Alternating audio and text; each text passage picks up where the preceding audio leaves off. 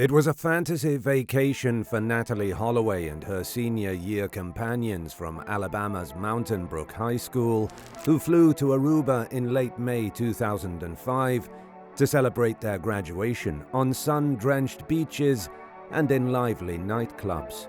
But the dream quickly turned into a nightmare for Holloway's family, who learned on the morning that she was to return home that Natalee had vanished, and for the residents of the Dutch Caribbean hotspot, whose island became a lightning rod for media criticism and fruitless efforts to find the missing teenager. Join us as we give you a complete rundown of the disappearance of Natalee Holloway, as well as an update hot off the press on the leading suspect, Joran van der Sloot. Holloway was the first of two children born to Dave and Beth Holloway in Memphis, Tennessee. After her parents' divorce in 1993, she and her younger brother Matthew were raised by their mother. Beth remarried in 2000 and the family moved to Mountain Brook, Alabama. Holloway was an exemplary student who graduated with honors from Mountain Brook High School in the prestigious Birmingham suburb in May 2005. She participated in numerous extracurricular activities, including membership in the National Honor Society and the dance team. Holloway was scheduled to receive a full scholarship to the University of Alabama, where she intended to pursue a pre-med curriculum. Holloway and her companions arrived in Aruba on May 26, 2005, for a 5-day vacation to celebrate their graduation. A group of 124 students and 7 adult chaperones checked into the Holiday Inn resort in the island's northern region. Bob Plummer, a teacher and chaperone, stated that the chaperones met daily with the students to ensure everything ran smoothly. Police Commissioner Gerald Dompig, who oversaw the investigation from mid-2005 to mid-2006, noted that the Mountain Brook students engaged in wild partying, a lot of drinking, lots of room switching every night. We know the Holiday Inn told them they weren't welcome next year. Natalee, we know, she drank all day, every day. We have statements she started every morning with cocktails, so much drinking that Natalee didn't show up for breakfast 2 mornings. 2 of Holloway's classmates concurred that the drinking on vacation was kind of excessive. On May 29th, Holloway met Joran van der Sloot at the hotel where she was staying. The 17-year-old Dutch national, an honors student at the International School of Aruba and resident of the nearby town of Noord, spoke with Holloway and her companions as they enjoyed their last evening of vacation. Later, van der Sloot joined the American contingent at the popular Oranjestad bar, Carlos and Charlie's, where he drank and danced with Holloway. Holloway was seen leaving the establishment in a vehicle with van der Sloot and his 2 companions, Deepak and Satish Kalpoe, after it closed at 1 a.m. The following morning, Holloway was absent from the class's roll call before their return to the United States. A chaperone promptly informed Holloway's mother, Beth, of her daughter's disappearance after her friends searched the hotel where they were staying. Her passport and luggage remained undisturbed in her room, but Holloway had vanished. That evening, Natalee's mother, stepfather, and some family acquaintances arrived via a chartered plane in Aruba.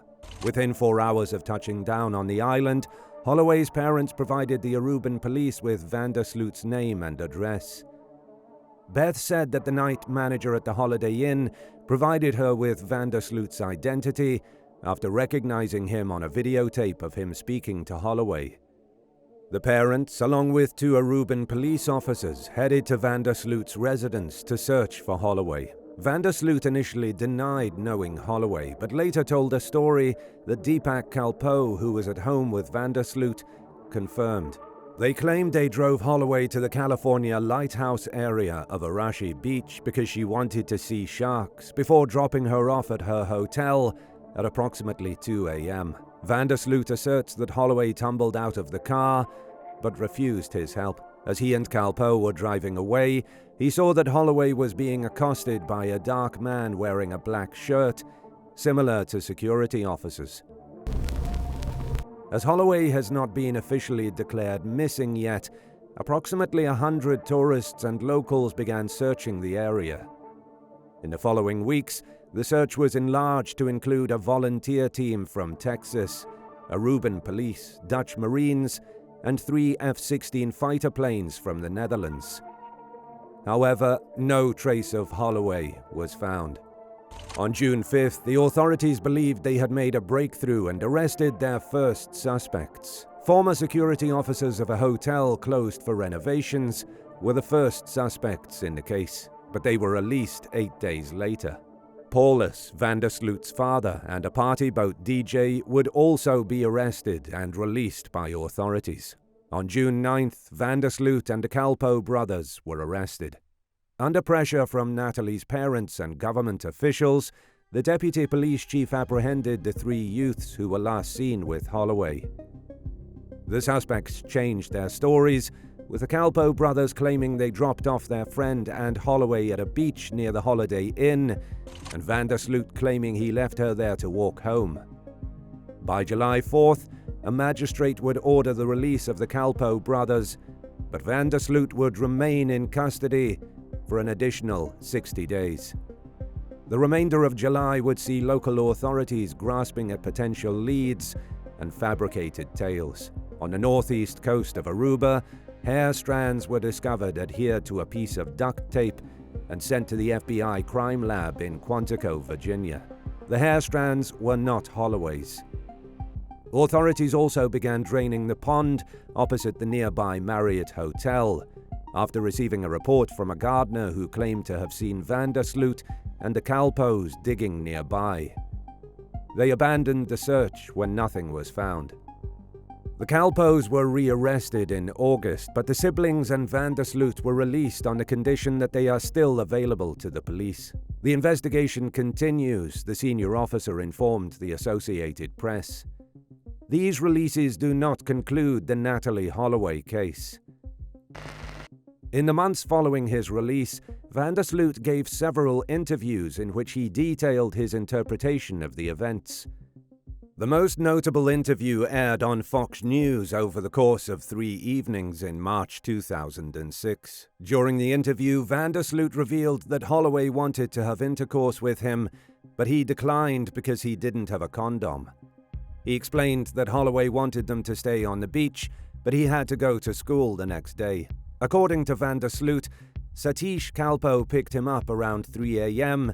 and they left Holloway sitting on the beach. Van der Sloot said that he felt ashamed to have left a young woman alone on the beach, albeit by her own request, and that he was initially untruthful because he believed Holloway would turn up somewhere along the line. On November 21, 2007, over 2 years later, Van der Sloot and the Calpos were detained again. Van der Sloot was arrested in the Netherlands, where he attended school, while the Calpos were detained in Aruba due to new incriminating evidence. However, the evidence was insufficient to advance the case, and all 3 suspects were released on December 7th. By February 2008, Van der Sloot's attitude toward the case appeared to spiral downward, and he began making extremely incriminating statements. In a broadcast of hidden camera footage arranged by Dutch reporter Peter R. de Vries, Van der Sloot tells an associate that Holloway collapsed while they were on the beach together. Because he could not resuscitate her, he and a companion disposed of her corpse from a boat. When informed that his alleged confession was captured on tape, Van der Sloot insisted he was lying. Van der Sloot would get brazen and make a mistake that could see him spending the rest of his life behind bars.